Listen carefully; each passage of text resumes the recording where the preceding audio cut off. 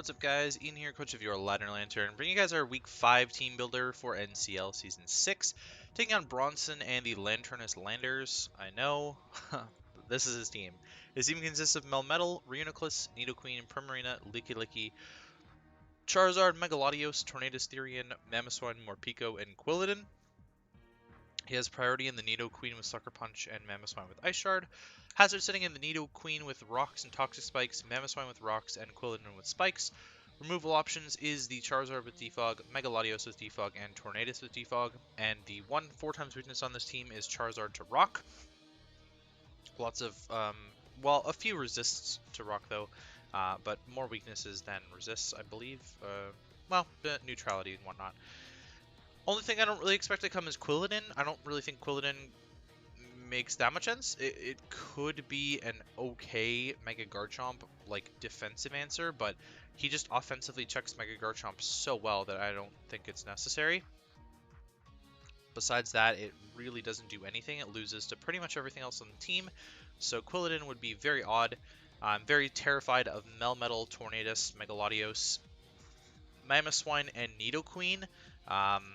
Those are the things to watch out for there. Reuniclus, I'm still terrified of, but not as terrified of. Given the structure of my team, I don't think that Reuniclus has the best of times against me right here. First up is Suicune. This is my Melmetal switch-in. It's a really easy Melmetal switch-in. Even with Thunder Punch, I punish it heavily. Rocky Helmet Coon just punishes Melmetal so incredibly well. This was originally going to be Melmetal and Mamoswine, but it's not really in the best of spots to do that. But Scald, Toxic, Protect, and Roar, just super solid. Toxic there for Lickilicky and Primarina, as well as Megalodios switching in or something like that. Just Toxic really good. Scald punishes the Melmetal and the Mamoswine, and Rocky Helmet punishes Double Iron Bash super well. Protect to get more Toxic damage off, or Scout for various moves, and Roar to potentially phase a Reuniclus if it starts getting out of hand. Calm Mind Primarina is something he's brought before as well. I could phase that out. That's about it, actually. That's pretty much the only reason for Roar over Rest here. I couldn't really fit Rest Talk, but I would have to get rid of like Protect and Roar for Rest Talk, which would be kind of viable, but at the same time not really, because then I'm sitting in a position where I might burn the wrong thing with Sleep Talk. Fully physically defensive, again, it's a Melmetal check. Bronzong is the Mamoswine check with Gyro Ball, Earthquake, Stealth Rock, and Toxic. Earthquake there for... what is it actually there for? Oh, it's there for Melmetal, which is not really hit very hard by Gyro Ball. And I'm not sure why I'm impish, actually, with Gyro Ball. I should definitely be relaxed. Earthquake, Rocks, and Toxic. Toxic for most things. Again, it's the same reason I have Toxic on Suicune. And then Rocks are really important in this game for the Zard and the Torn. Even if they're Boots, it's important to get them up to Scout and see if they're Boots. And for everything else, it's just a little bit of chip damage, which is useful later on. Mixed-ish defensive, so that I can still kind of take a hit from Nidoqueen, but definitely more relying on taking a hit from Mamoswine with this. Tapu Koko, I'm a little bit of a stall breaker Koko, tiny bit of a stall breaker Koko. The idea is that this can shut down Reuniclus really well. It can kind of shut down Calm Mind Latios really well. Taunt, Nature's Madness, Roost, and Dazzling Gleam. So Dazzling Gleam hits everything, and it's not immune by the Nidoqueen.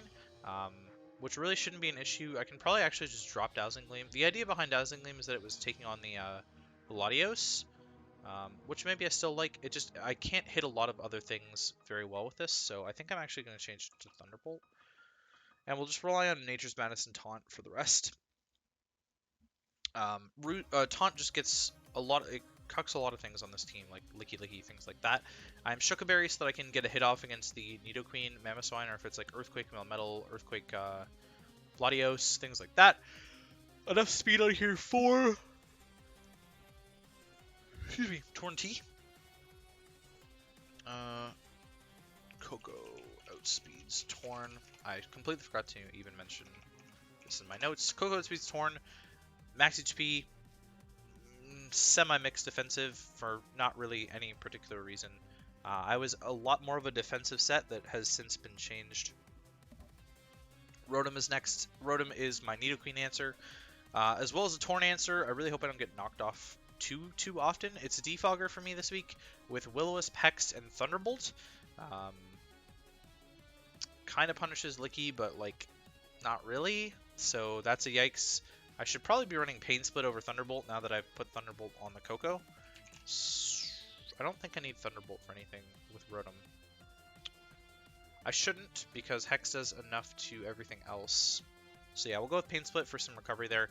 And it switches into Nidoqueen a lot better. It's got Defog, so that I can get rid of hazards. Will-O-Wisp Hex is just a really good combination, even against like Morpeko.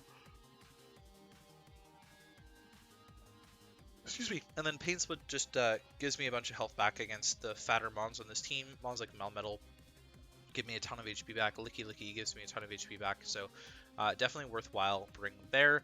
I'm running a tiny bit of speed, which I didn't make a note about, but I'm running a tiny bit of speed for something in particular. I think it's just anything creeping me. 226.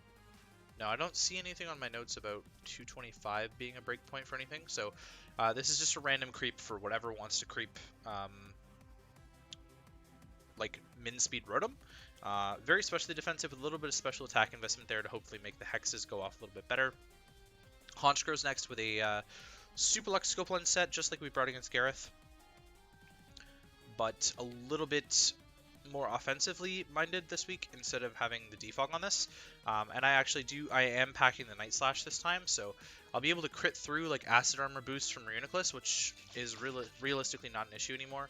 Sucker Punch the Mega Latios, Brave Bird through pretty much everything else. Night Slash should still do a lot of damage to a lot of things. But Brave Bird is pretty much only there for the Primarina, I think. Melmetal, I wish I had U-Turn and I would just U-Turn on, but excuse me, unfortunately that's not the case. And I've got Roost there as the last move. Overheat Wave, which I was very much considering for the Melmetal, but I think keeping Honchkrow healthy is a solid one for me in this matchup. I'm also speeding something with Honchkrow that I just didn't write. Primarina. I'm creeping Primarina. Honch speeds. Rotom outspeeds something creeping. 0 speed Rotom.